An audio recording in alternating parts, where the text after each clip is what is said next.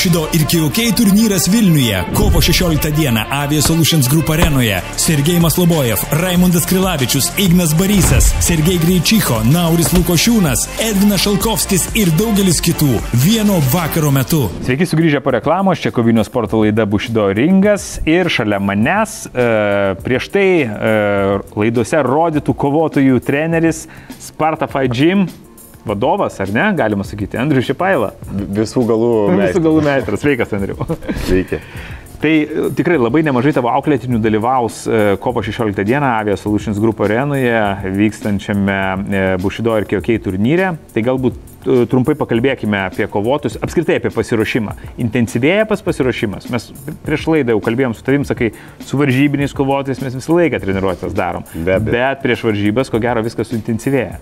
Nu, tai pas mus, kaip ir klasika, visą laiką mes sportuojam vieną kartą į dieną, 5 dienas per savaitę.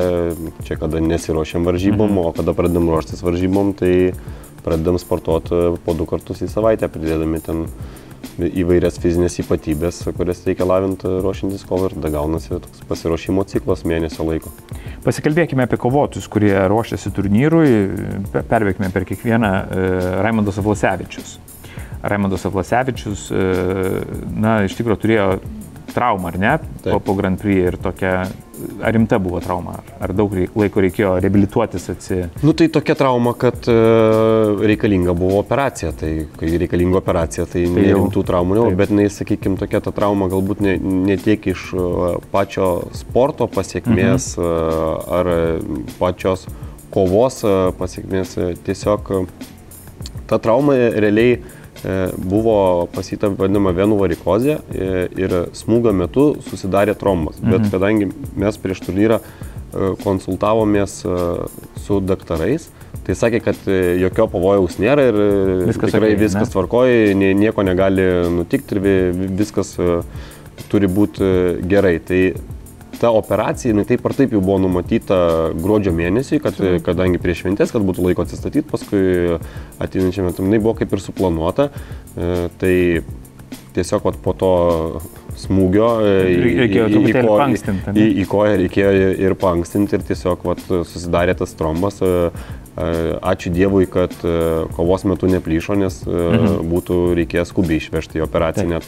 Edvinas Šalkovskis, jaunas kovotojas, su trenksmu įėjo į profesionalų ringą, 3 kovos, 3 pergalės. Kaip galvoja toliau išlaikyti šią gražią Tai čia ne tiek, kiek su trenksmu vieni ėjo į, sakykime, profesionalų sportą, tiek jisai jau rodė ir mėgėjose, kad jis yra, sakykime, išskirtinio talento kovotojas, kadangi jisai pasaulio čempionatą jaunimo grupėje laimėjo visas kovas nakautais. Ir kad pavyzdys, kad suprast, tai kickbokso stipriausia mėgėjų organizacija yra, sakykime, VAKO, tai apskritai per visą Lietuvos istoriją yra jaunimo čempionais tapę tik tais 3 kovotojai. Tai 12 ar 13 metais, dabar nepamenu, Edgar Liman tapo, ir mūsų irgi klubo kovotojas toks Vėjus Vietrinas anksčiau kovodavo. Ir po, galima sakyti, 10 metų pertraukos Edvinas laimėjo pasaulio čempionatą ir tai padarė visas kovas laimėdamas nakautais. Tai jau tai parodo, kad tai yra išskirtinių galimybių kovotojas. Dėl to jam, aš manau, ir profesionaliuose kovose ta pradžia lydyti. Tai čia tiesiog, ką reikia su jaunais kovotojais nepadaryti, tai per daug neužspausti jų tom kovomis, kadangi jie turi ir mokintis, ir visų kitų veiklų. Tai reikia atidžiai žiūrėti, kad nebūtų jų irgi ir per daug, kad visa tai nepavirstų paskui kažkokia vien kasdieninė veikla, kur kovoju kas savaitgalį, nes tada dažnai perdega kovotojai ir viskas baigėsi. Ir baigėsi ta sėkmės istorija labai greitai. Taip. Raimundas Krilavičius. Toks netikėta, ar ne, galbūt pabaiga buvo praeitoje kovoje. Rodrigo Mineiro parodė save iš kitos pusės.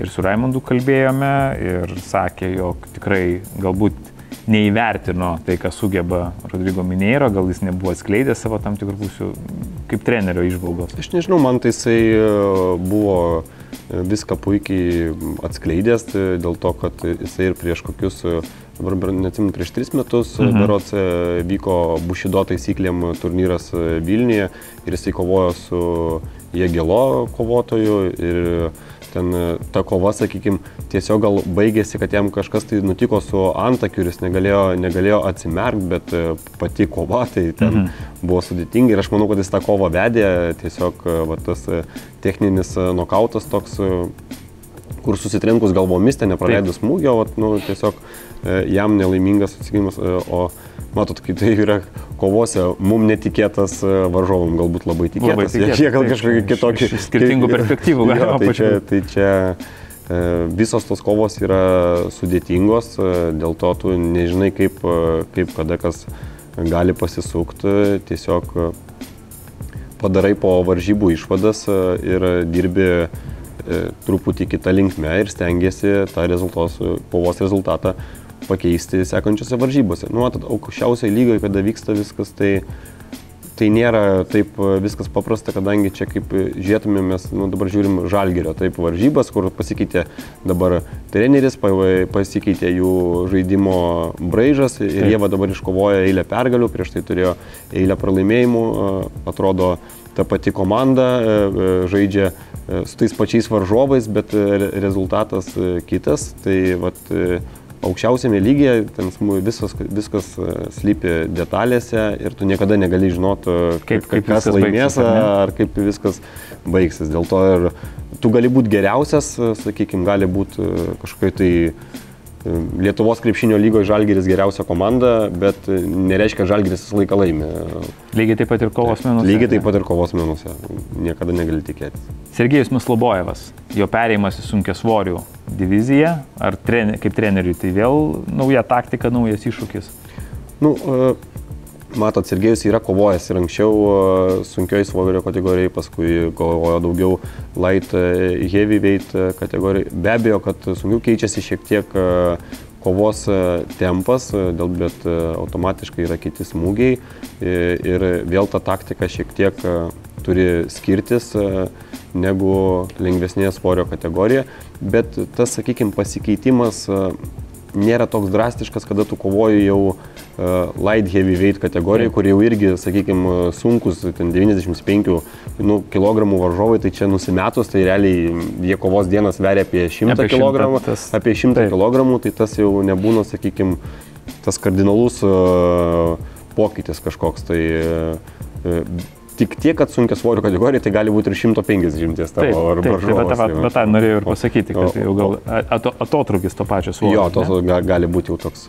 Bet tada tu kaip privalumą pateiki greitį, ar ne? Greitis ištvermė tada, kadangi kuo didesnė masė, kuo daugiau raumens, to reikia daugiau ištvermės. Tai dėl to dažnai ir matosi sunkiasvorių dvikovose, kad jeigu tai neįsisprendžia per pirmą, antrą raundą, trečias raundas jau toks būna, jau taip žiūri, kur jau žmonės norėtų eiti link namų, jie būtų, kadangi jau nuo tos raumenų masės reikalinga daug, raumenim reikia daug deguonies ir jie daug greičiau pavargsta negu, sakykime, lengvesnis kovotojas. Gerbimi žiūrovai, šiandien pas mus svečiavosi Andrius Šipailas, Sparta Fight Gym treneris ir vadovas, ruošiantis 4 savo auklėtinius kovo 16 dienai Bushido ir Kyokai didžiajam turnyrui Avia Solutions Group arenoje. Ačiū, Andriu, kad radote laiko apsilankyti, linkiu gero pasiruošimo visiems kovotėms, labai laukime pergalių ir labai laukime visų Avia Solutions Group arenoje kovo 16 dieną. Nepamirškite įsigyti išankstinius bilietus Bilietai LT platformoje. Čia buvo Bushido ringas. Iki. Viso geriausio. Bushido ir Kyokai turnyras Vilniuje. Kovo 16 dieną Avia Solutions Group arenoje. Sergej Maslobojev, Raimundas Krilavičius, Ignas Barysas, Sergej Greičicho, Nauris Lukošiūnas, Edvinas Šalkovskis ir daugelis kitų. Vieno vakaro metu.